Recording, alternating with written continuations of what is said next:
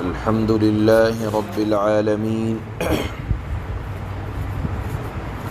أشهد أن لا إله إلا الله وحده لا شريك له وأشهد أن سيدنا ومولانا محمدا عبده ورسوله أما بعد فأعوذ بالله من الشيطان الرجيم بسم الله الرحمن الرحيم وإنه لتنزيل رب العالمين نزل به الروح الأمين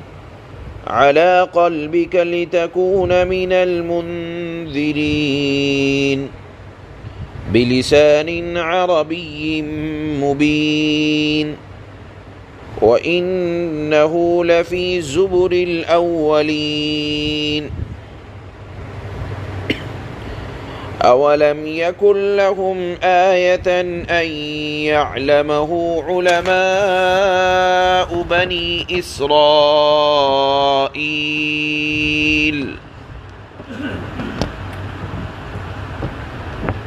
صدق الله مولانا العلي العظيم.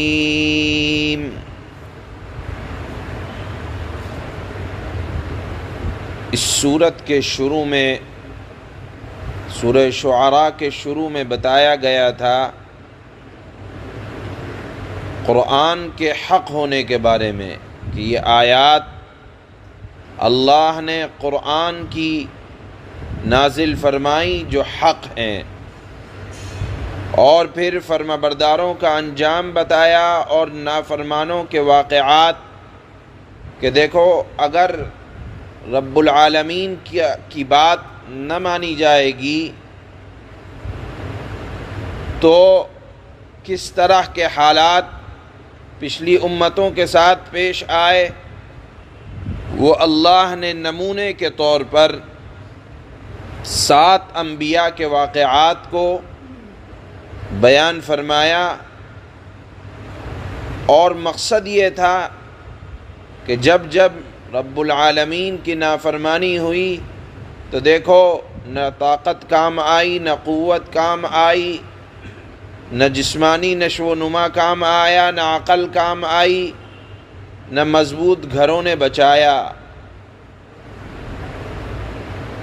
اب اللہ رب العزت والجلال ان آیات میں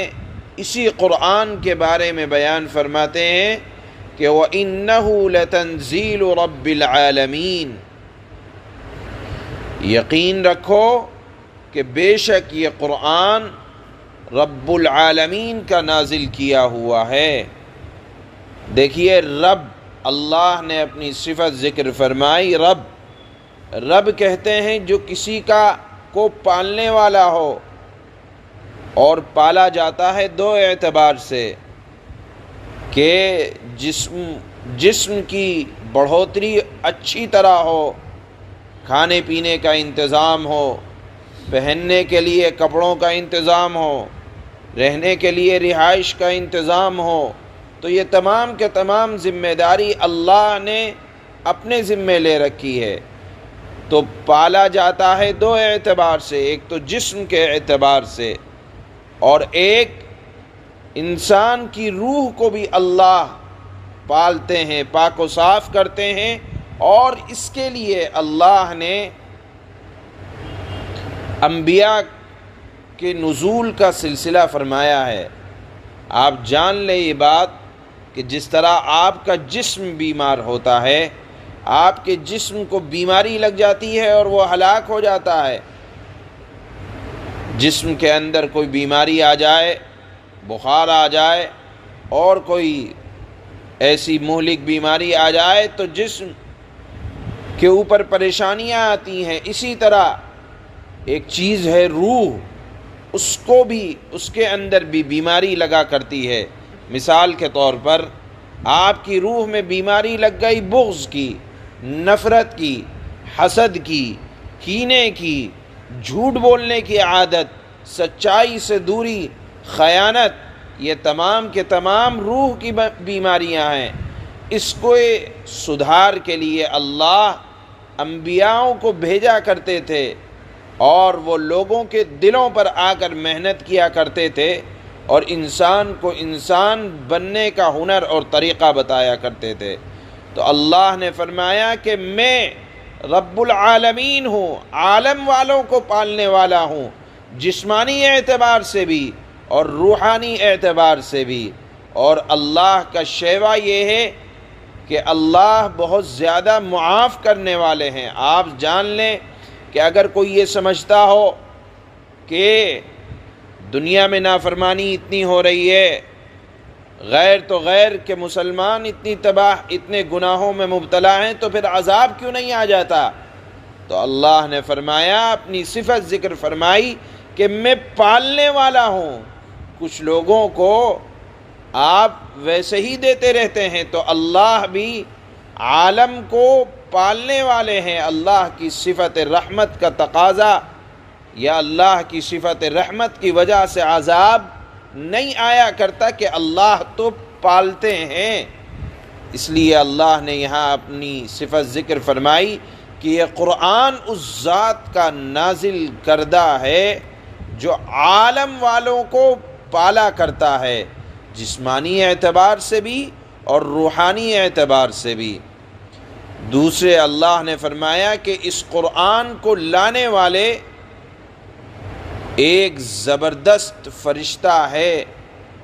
جس کو حضرت جبرائیل، قرآن نے تو یہاں روح کہا، روح الامین حضرت جبرائیل کا لقب ہے، کہ ایسی ذات اس قرآن کو لاتی ہے اللہ کے پاس سے جو مادیات سے پاک ہے، جسم سے پاک ہے، وہ روح ہے اور امانت دار ہے۔ ایسا نہیں ہے کہ اللہ کے پاس سے کوئی بات اللہ نے ارشاد فرمائی قرآن میں تو وہ اس کے اندر خیانت کر بیٹھیں گے، نہیں، امانت دار ہیں۔ اس آیت کو اللہ نے اس وجہ سے نازل فرمایا کہ کفار مکہ کہا کرتے تھے کہ محمد صلی اللہ علیہ وسلم گڑھ کر، نعوذ باللہ، العیاذ باللہ، اپنی طرف سے قرآن کی آیات بنا کر پیش کرتے ہیں۔ اللہ نے فرمایا نہیں، یہ ایک امانت دار فرشتہ جناب رسول اللہ صلی اللہ علیہ وسلم کے دل پر لاتا ہے۔ اللہ نے فرمایا اس وجہ سے نازل کیا اس قرآن کو، لِتَكُونَ مِنَ الْمُنذِرِينَ، تاکہ اے نبی صلی اللہ علیہ وسلم آپ لوگوں کو اس قرآن کی آیتوں کے ذریعے سے ڈراتے رہیں، گزشتہ اقوام کے حالات، جہنم کے حالات، نافرمانوں کے حالات آپ بتاتے رہیں کہ اللہ روح کو پاک و صاف کروانا چاہتے ہیں۔ لہذا اس قرآن کا مقصد یہ ہے کہ لوگوں کو جہنم سے اور نافرمانوں کے حالات سے ڈرایا جا سکے۔ بلسان عربی مبین، اس قرآن کی ایک صفت اور ذکر کی کہ وہ فرشتہ جو لاتا ہے وہ ایسا نہیں ہے کہ دل میں بات ڈال دی اور اللہ کے نبی صلی اللہ علیہ وسلم نے اپنے الفاظ میں بیان کر دیا، نہیں، قرآن نازل کیا جا رہا ہے، عربی زبان میں نازل کیا جا رہا ہے، اور عربی زبان بھی ایسی ہے جو انتہائی صاف ہے، واضح ہے، گنجلک نہیں ہے کہ کہا کیا جا رہا ہے سمجھ میں کچھ نہیں آتا، نہیں، صاف عربی زبان میں اللہ نے اس کو نازل کیا تاکہ سمجھنے میں اے محمد صلی اللہ علیہ وسلم آپ کو اور سمجھانے میں بھی آپ کو آسانی ہو سکے۔ گویا کہ ان آیات میں اللہ نے قرآن نازل کیا جا رہا ہے، اللہ کی طرف سے لانے والا ہے حضرت جبرائیل جو امانت دار ہیں، نازل کہاں کیا جا رہا ہے؟ جناب رسول اللہ صلی اللہ علیہ وسلم کی قلب اطہر پر۔ کیوں نازل کیا جا رہا ہے؟ تاکہ آپ امت کو آگاہ کر سکیں، ڈرا سکیں۔ کس زبان میں نازل کیا جا رہا ہے؟ صاف عربی زبان میں، اس وجہ سے تاکہ لوگ قبول کر سکیں، کیونکہ اس قرآن کے پہلے مخاطب حضرات صحابہ اکرام اور اہل عرب تھے، اس وجہ سے صاف عربی زبان میں اللہ نے اس کو نازل کیا۔ اس کے بعد اللہ فرماتے ہیں کہ یہ کوئی اجنبی کتاب نہیں ہے کہ تمہیں دے دی گئی ہو، بلکہ اس کتاب کا ذکر تو یہود و نصارہ کی کتابوں میں ملتا ہے، اور اتنا ملتا ہے کہ بعض سچے لوگ یہود میں سے صرف جناب رسول اللہ صلی اللہ علیہ وسلم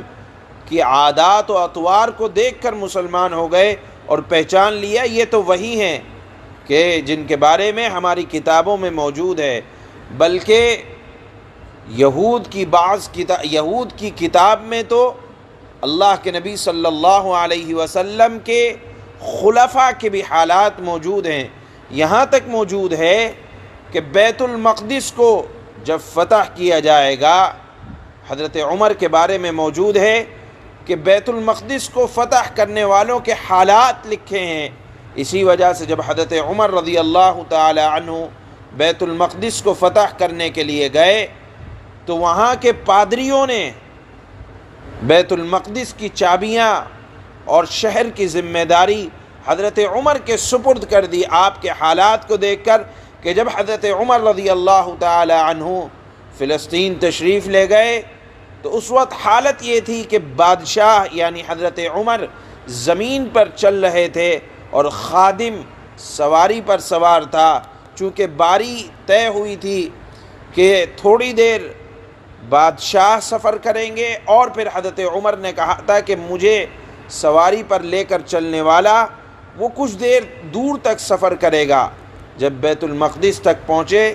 تو حضرت عمر کی باری تھی زمین پر چلنے کی اور خادم کی باری تھی سواری پر بیٹھنے کی۔ یہی حالات دیکھ کر بیت المقدس کے پادریوں نے بیت المقدس کی چابیاں حضرت عمر کے سپرد کر دی تھیں اور کہا تھا کہ ہماری کتاب میں موجود ہے کہ بیت المقدس کو فتح کرنے والا ایسا آدمی ہوگا۔ لہذا یہود و نصارہ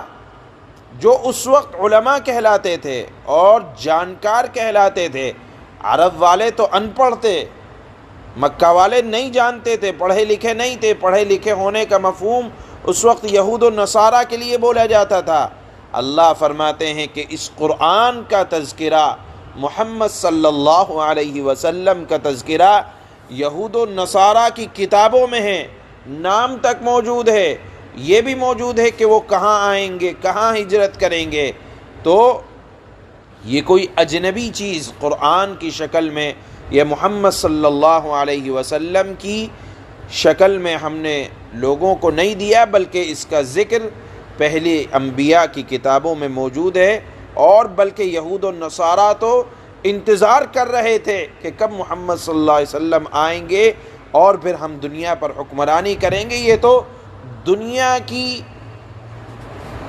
طلب دنیا یا حب جاہ کی وجہ سے یہ حضرات نہیں مانتے، جبکہ آج بھی نہ جانے کتنی ان کی کتابوں میں ان لوگوں نے تحریف کر دیا ہے۔ آج بھی اللہ کے نبی صلی اللہ علیہ وسلم کا نام ان کی کتابوں میں احمد موجود ہے، لیکن حب جاہ طلب دنیا کی وجہ سے وہ اس بات کو قبول نہیں کرتے۔ اللہ نے یہاں ان آیات میں بیان فرمایا ہے، ان آیات میں چند باتیں بیان کی گئیں کہ یہ قرآن اللہ کا نازل کردہ ہے، لانے والے ہیں حضرت جبرائیل جو امانت دار ہیں، محمد صلی اللہ علیہ وسلم کے دل پر اتارا گیا، معانی بھی اتارے، الفاظ بھی اتارے، عربی زبان میں اتارے، اور عربی زبان ایسی استعمال کی جو بہت واضح ہے۔ مقصد یہ ہے قرآن کے اتارنے کا تاکہ محمد صلی اللہ علیہ وسلم لوگوں کو آگاہ کر سکیں، اور اس قرآن کا ذکر اللہ فرماتے ہیں پچھلے انبیاء کی کتابوں میں موجود ہے۔ اس مضمون کو اللہ نے ان چند آیتوں میں جو آج تلاوت کی جا رہی ہیں بیان فرمایا ہے۔ چنانچہ اللہ فرماتے ہیں وَإِنَّهُ لَتَنزِيلُ رَبِّ الْعَالَمِينَ، بے شک یہ قرآن رب العالمین کا، یعنی ایسے رب کا جو عالم والوں کو پالنے والا ہے، اس ذات کا نازل کیا ہوا ہے۔ نزل به الروح الامین علی قلبک لتکون من المنذرین بلسان عربی مبین۔ امانت، بے شک یہ قرآن رب العالمین کا نازل کیا ہوا ہے، امانت دار فرشتہ اسے لے کر آتا ہے یا اترا ہے۔ اے پیغمبر صلی اللہ علیہ وسلم، تمہارے قلب پر اتارا ہے تاکہ تم ان پیغمبروں میں شامل ہو جاؤ جو لوگوں کو خبردار کرتے ہیں۔ ایسی عربی زبان میں اترا ہے جو پیغام کو واضح کر دینے والی ہے۔ وَإِنَّهُ لَفِي زُبُرِ الْأَوَّلِينَ، اور اس قرآن کا تذکرہ پچھلی آسمانی کتابوں میں موجود ہے۔ أَوَلَمْ يَكُنْ لَهُمْ آيَةً أَنْ يَعْلَمَهُ عُلَمَاءُ بَنِي إِسْرَائِيلَ، بھلا کیا ان لوگوں کے لیے یہ کوئی دلیل نہیں ہے، یعنی قرآن، کہ بنو اسرائیل کے علماء اس قرآن سے واقف ہیں، جانتے ہیں۔ سبحان اللہ۔